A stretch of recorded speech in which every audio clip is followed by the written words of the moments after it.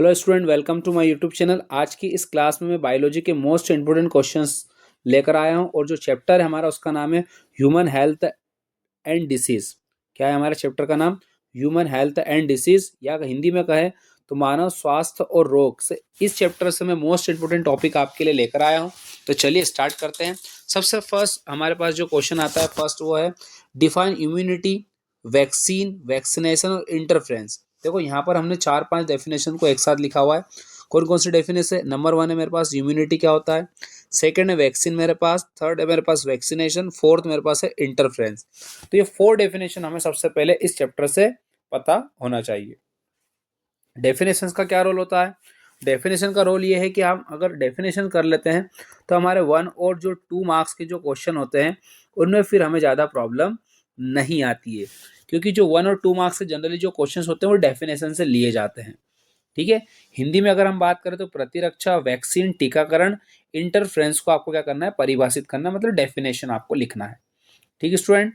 Next हमारे पास आता है स्ट्रक्चर ऑफ एंटीबॉडी। किसकी स्ट्रक्चर हमें बनाना है? एंटीबॉडी का हमें स्ट्रक्चर ड्रॉ करते आना चाहिए। इसी तरह से अगर मैं हिंदी बात करूं तो एंटीबॉडी की संरचना, मतलब यहाँ पर मैंने एक डायग्राम दिया है। इस डायग्राम को जनरली 2-3 सालों से पूछा नहीं गया, लेकिन फिर भी हम यहाँ पर कर लेते हैं क्योंकि इट वेरी पॉसिबल कि इस बार हमारे बोर्ड एग्जाम में ये आ जाए। देन हमारे पास स्टूडेंट नेक्स्ट क्वेश्चन आता है difference between active and passive immunity के बारे में।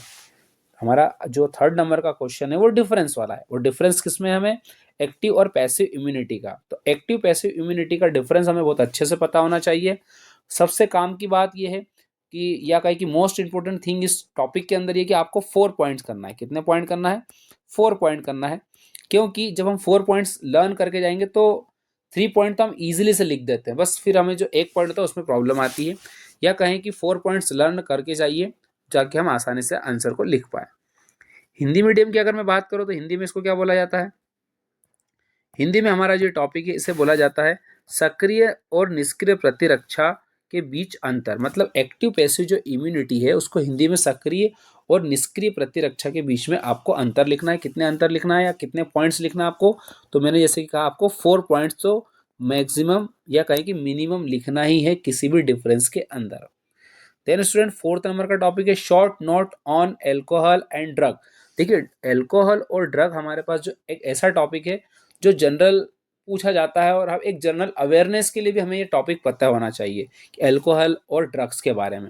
अगर हम इस टॉपिक को एक जनरल अवेयरनेस के तौर पर या उसके बेसिस पर पढ़ेंगे तो हम इस टॉपिक को फिर हमें कोई लर्न करने की ज़रूरत नहीं पड़ेगी, हम इजीली से इसको अटेंड कर पाएंगे। फिर चाहे ड्रग के ऊपर हमें शॉर्ट नोट लिखना हो या फिर एल्कोहल के बारे में हमें लिखना हो।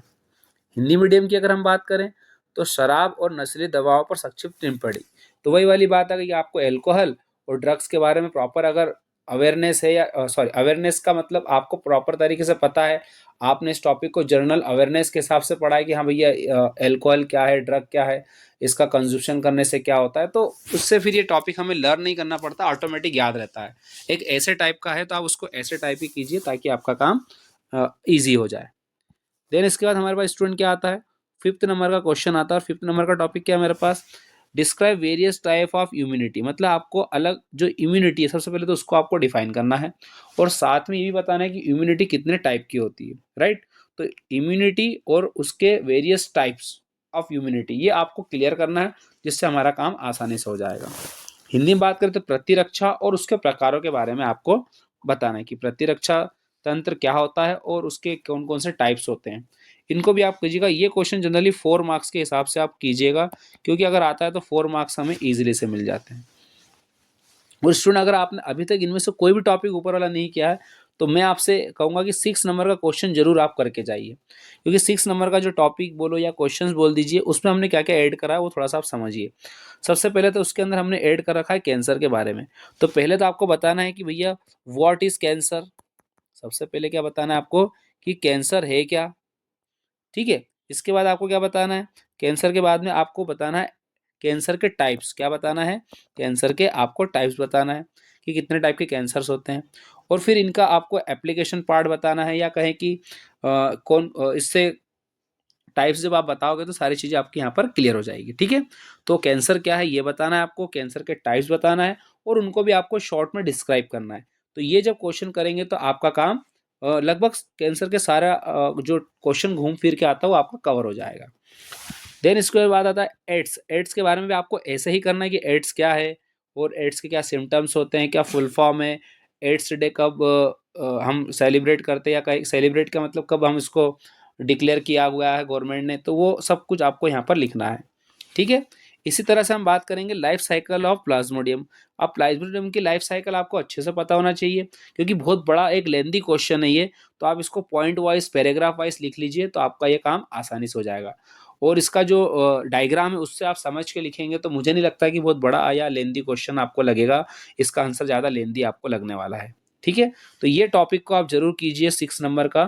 देन उसके बाद अगर हम हिंदी में बात करें तो कैंसर, एड्स और प्लाज्मोडियम का जीवन चक्र, वही सारी चीज़ें हैं, बस आपको लैंग्वेज का फर्क मिलेगा। कैंसर को कैंसर ही कहेंगे, एड्स को एड्स ही रहेगा। लाइफ साइकिल प्लाज्मोडियम में बस ये आ जाएगा कि प्लाज्मोडियम का जीवन चक्र बताना, बाकी सारी चीज़ें वही रहेगी। तो इस तरह से स्टूडेंट इस चैप्टर के मोस्ट इंपोर्टेंट जो क्वेश्चंस थे वो मैंने आपको यहाँ पर बता दिए। तो अब आप क्या कीजिए, इन सारे क्वेश्चंस को एक बार देखिए। इनके शॉर्ट नोट आपके पास ऑलरेडी बने होंगे क्योंकि आपने साल भर पढ़ा है। अब इनको रिवाइज कीजिए, प्रैक्टिस कीजिए, और प्रैक्टिस करने के बाद आप एक बार लिख कर देख लीजिए कि हम हमारे जो एग्ज़ाम होता है 2 या 3 घंटे का, उसमें 2 या 2.5 घंटे, 2.5 से 3 घंटे में हमारी स्पीड क्या है, उसके हिसाब से इन सारे क्वेश्चंस को आप लिखिए, इनको प्रैक्टिस कीजिए, तो आपका काम आसानी से हो जाएगा। और सबसे इम्पोर्टेंट बात कि अगर आप हमारे चैनल पर नए हैं तो आप इस चैनल को सब्सक्राइब कर लीजिए, क्योंकि आपको इसी तरह के आईएमपी क्वेश्चंस, आपको ऑब्जेक्टिव्स, सारी चीज़ें इस चैनल पर मिलती रहेगी टाइम टू टाइम। तो प्लीज़ हमारे चैनल को सब्सक्राइब कीजिए, हमारे फेसबुक पेज से जुड़िए। सो मिलते हैं आपसे अगले वीडियो में। Thank you so much for watching my video.